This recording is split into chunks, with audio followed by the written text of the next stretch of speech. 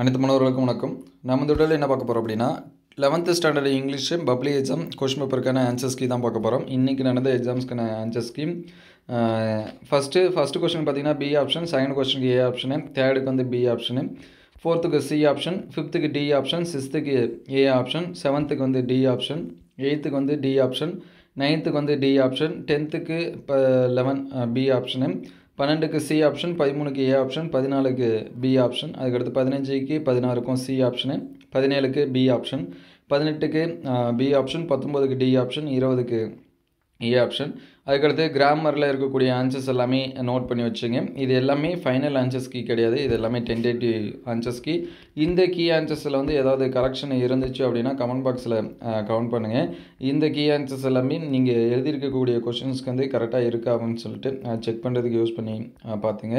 அடுத்தடுத்த எக்ஸாம்ஸ்க்கு ஃபிசிக்ஸுக்கு இதுக்கு எல்லாமே chemistry, botany, zoology, biology, maths இது எல்லாமே முக்கியமான கொஷின்ஸ் வந்து எல்லாமே அப்லோட் பண்ணிட்டோம். அந்த வீடியோஸாக பார்க்கல அப்படின்னா பிளேலிஸ்ட்டில் 11th and 12th public exam important கொஷின்ஸ்னு இருக்கும், அதில் செக் பண்ணி பாருங்கள். எக்ஸாம்ஸ் வந்து உங்களுக்கு எந்த அளவுக்கு இருந்துச்சு அப்படிங்கிறத கமெண்ட் பண்ணுங்கள். ஈஸியாக இருந்துச்சா அல்லது டஃப்பாக இருந்துச்சா அப்படிங்கிறத கமெண்ட் பாக்ஸில் கமெண்ட் பண்ணுங்கள். தேங்க்யூ ஃபார் வாட்சிங்.